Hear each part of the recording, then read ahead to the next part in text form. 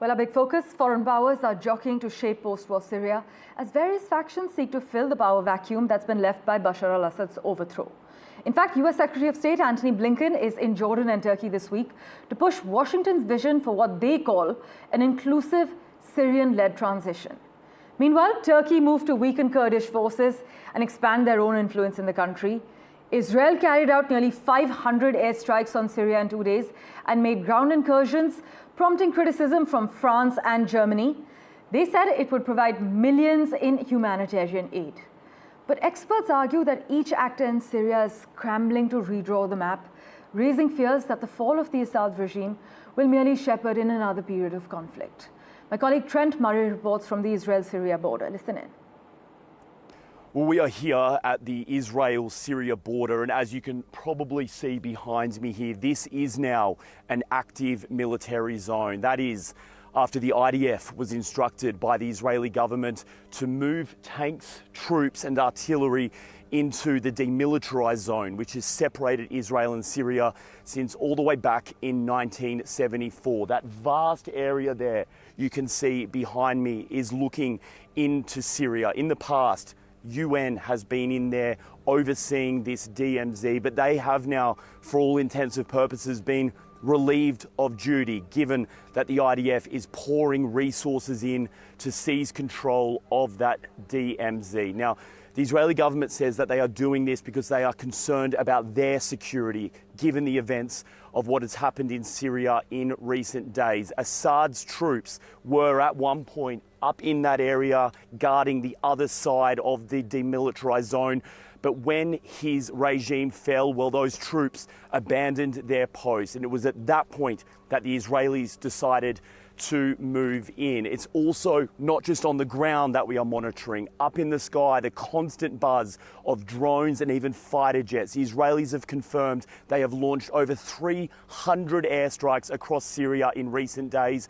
They are targeting the remnants of Assad's military, hitting army bases, air force bases, naval ports and weapons storage areas. Again, the justification of this is that they are concerned that extremists could get their hands on those weapons left behind by the former military and could pose a risk to the state of Israel. But the decision by the Israeli government is also attracting criticism. Regional players here, including Saudi Arabia, Turkey, Egypt, all expressing concern that what is happening behind me is Israel effectively taking advantage of the power vacuum in Syria right now, taking advantage of that to try and seize this territory permanently for themselves.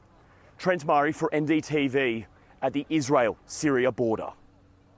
Well, Syria has got a new regime which has multiple challenges lying ahead of them, from avoiding sanctions to internal security and threats from their neighbors.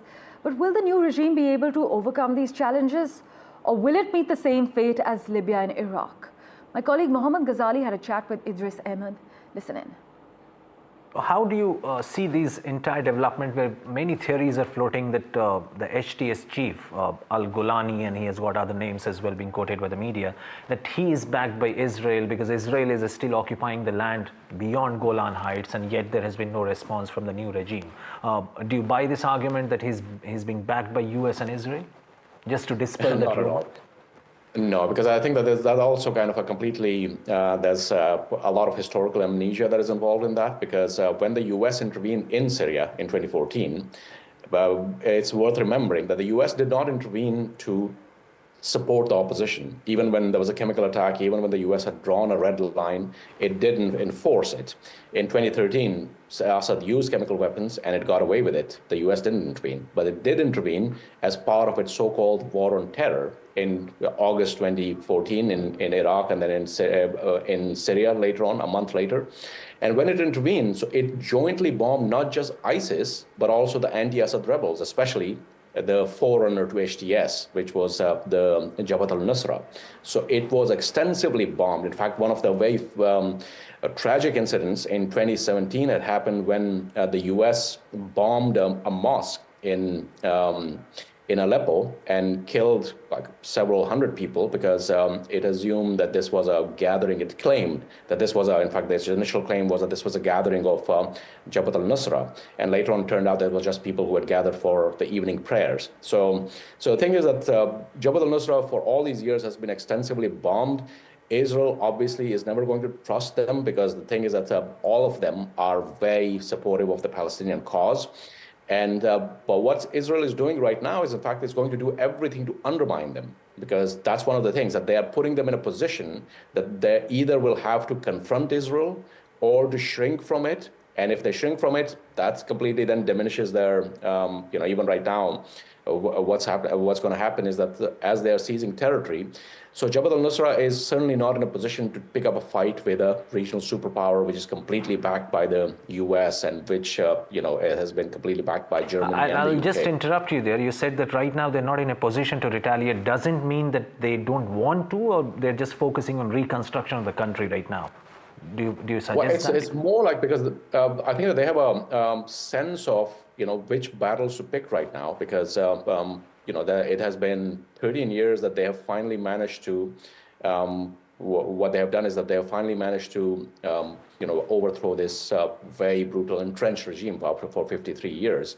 So right now, they just don't have that capacity. I mean, they cannot go up against, so I doubt that anybody in HTS, I mean, generally, if you see the opinion among Syrians, so everybody has seen what Israel did in Gaza. That was very much what Assad was doing to them. So nobody has any sympathy for that. So what's going to happen is that these people, they have a very good sense of, in fact, also there's a lot of fraternal relations between people. In fact, right now, one of the things that happened was when Sadnaya was released, so a large number of Palestinians were released there from the Qassam brigade. So there were people from Hamas who were actually being held by the Syrian regime.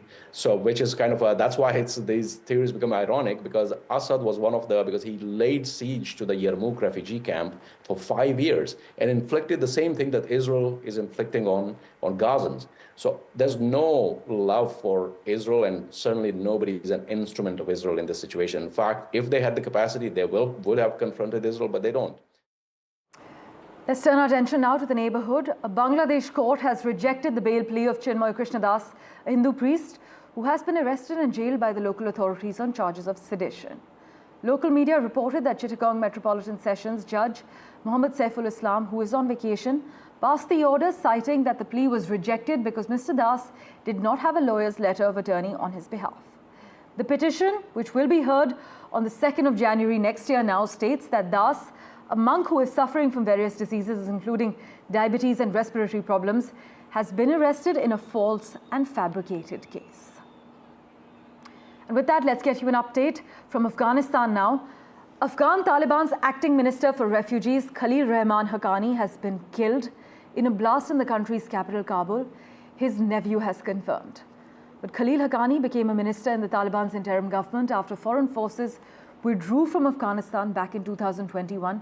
He was a senior leader of the Haqqani network, which is a militant faction blamed for major attacks during the 20-year war. Meanwhile, U.S. Secretary of State Antony Blinken has defended President Biden's decision to withdraw from Afghanistan while appearing before the Republican-led House Foreign Affairs Committee, which has long sought to question him over the deadly evacuation. Blinken declined to take the blame for decisions that were made leading up to the exit, explaining that actions were actually taken by the first Trump administration.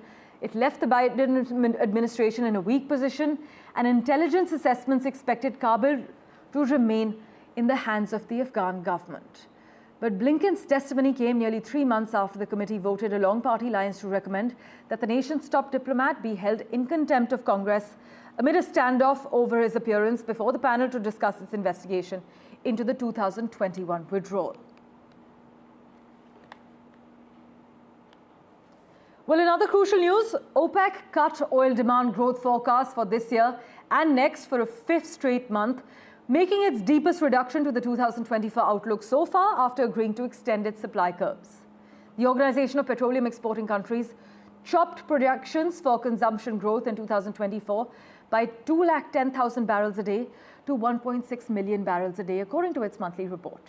Now, the cartel has slashed projections by about 27% since July, as it belatedly recognizes the deteriorating market picture. And by the way, last week, the OPEC Plus alliance, led by Saudi Arabia and Russia, they agreed for a third time to delay plans to restart halted crude production, while also slowing the pace of increases once they do begin next year. But for more clarity on the matter, we have with us Peter Maguire joining us live from Sydney at the moment. Thanks so much, Peter, for making time for us on NDTV. What would you say the weaker outlook highlights? And do you believe China is expected to remain the main driver of global oil demand? Well, good morning. I think a couple of things. Yes, I'll answer the first one. As far as consumption, China, they're really, I think, all guns are blazing to try and get internal demand up across the whole fabric of the nation. And commodity consumption, I think, will increase. And naturally, you would expect that to include oil, and all forms of energy. So I think that that's the first part, and electricity consumption, so everything burning of fossil fuels. And where we're sitting at the moment, there just seems to be a little bit of a disconnect as far as global consumption and where there's price takers. And I think the whole initiatives with geopolitical concerns and all of that wrapped around are going to be a fascinating next couple of weeks as far as price discovery. Well, forecasts, meanwhile, Peter, on the strength of demand growth in 2024 vary widely. Is this partly due to differences over demand from China and the pace of the world switch to cleaner fuels? I think so. I think that, and this is the dislocation in the sense what OPEC's looking at. You've got the International Energy Agency, you've got the EIA. So everyone seems to have a different broomstick as far as how much growth you're going to see or contraction as far as across the landscape of global demand. We're still producing and still consuming around about 103 million barrels a day. But is it going to, we see a pullback as far as that global consumption, or does it actually, ramp up from here? And this is the great dilemma that I think every agency has, and what they're looking at as far as the big drivers being the likes of China and certainly India, and across, very much the landscape of Asia. Right. Also, OPEC's outlook remains towards the top of industry estimates and actually contrasts with the International Energy Agency's far lower view. Any reasons why you think that's happening? Yes, I think it comes to a point in time that, different viewing agencies or different interpretations as far as market contraction or market growth. They look at economic drivers, they look at GDP, they look at just consumption patterns, and they also take on board geopolitical concerns and price, all of these metrics that go into coming up with a forecast. And that's what you're doing. You're forecasting where growth is going to be or contraction. And that probably are some of the drivers that you look at. When you look at, like a consultancy agency, you ask for an appreciation of what's going on with price, and it's not unusual to see a divergence, and that's very much the part and parcel of how it is at the moment.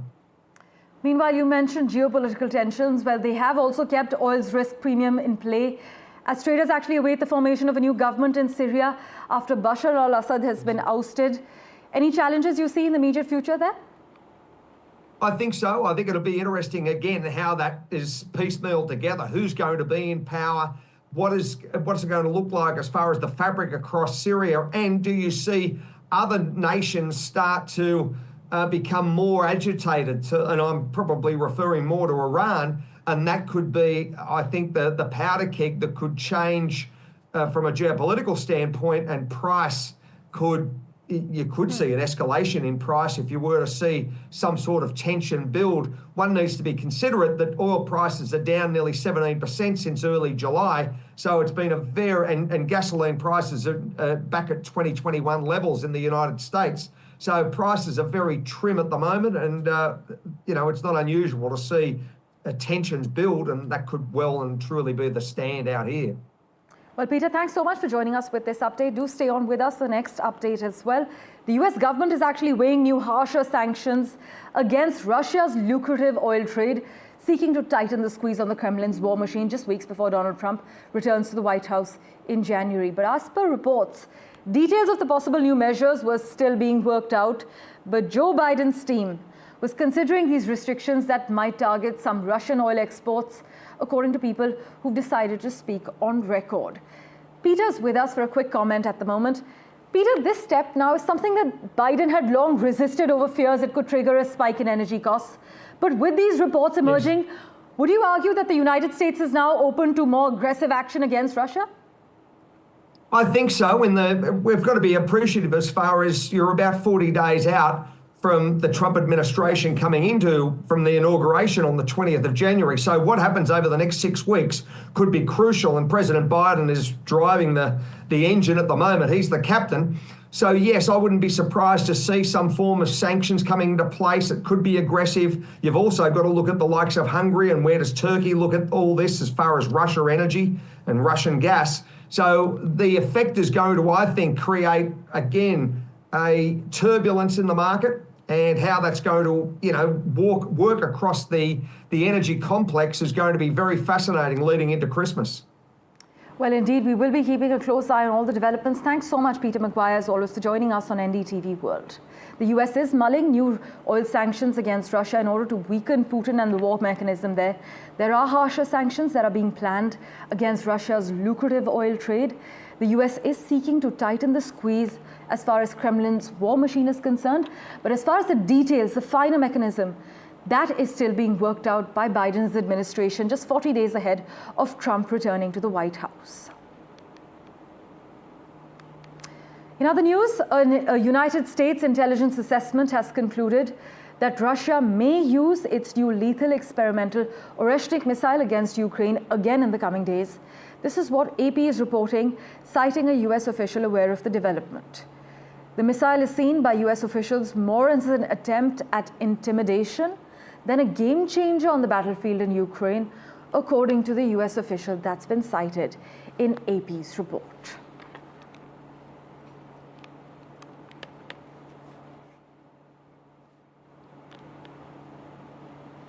In other news, India and the United Arab Emirates will carry out a comprehensive review of our strategic ties today, as External Affairs Minister Dr. S. Jaishankar will host his counterpart from the Gulf nation, Abdullah bin Zayed Al Nahyan, for wide-ranging talks. Mr. Al Nahyan, also the Deputy Prime Minister of UAE, is paying a 3-day visit to India to explore ways to further expand ties between our two countries. This is actually in a range of key areas, including trade as well as investment.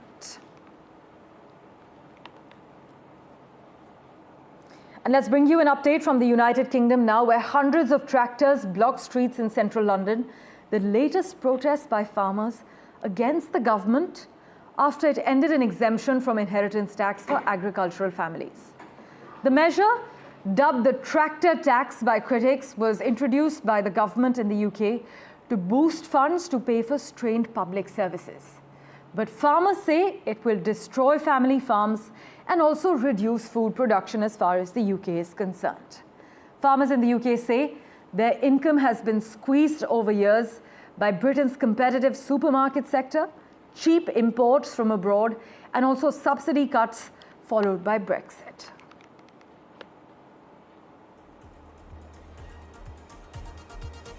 As always, news and updates continue right here on NDTV 24/7. We're slipping into a very short break for now. Don't go anywhere.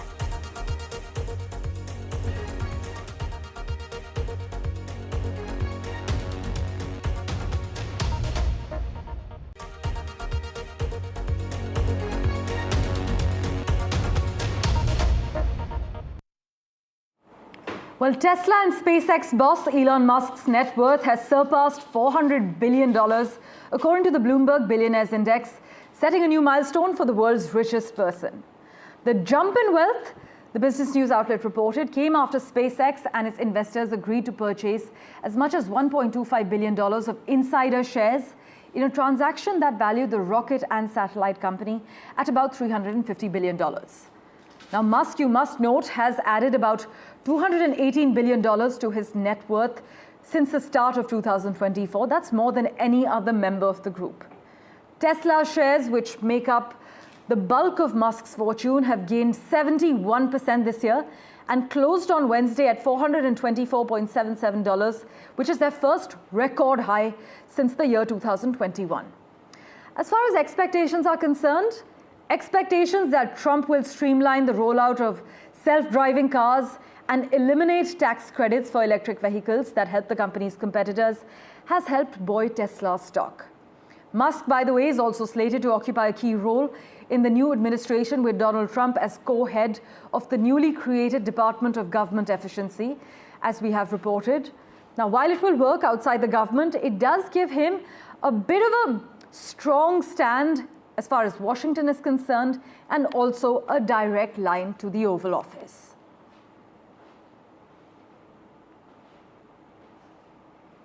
In staying with updates from the US, Luigi Mangione, the suspect in last week's killing of United Healthcare CEO Brian Thompson in broad daylight in broad daylight in New York City, faced an extradition hearing on murder charges, and Mangione was denied bail but contested extradition to New York. Pennsylvania now has 30 days to get a warrant from the governor for extradition, but Luigi was remanded to State Correctional Institution in Huntington, and authorities have said the extradition process to New York could now take as many as a month, so 30 days. But the 26-year-old Ivy League graduate from a prominent Maryland real estate family is fighting attempts to extradite him to New York so that he can face a murder charge in the Manhattan killing of Brian Thompson, who led the United States' largest medical insurance company. As always, thank you so much for investing your time and watching this edition of The World 24/7. We'll keep tracking the latest updates for you. Do stay tuned.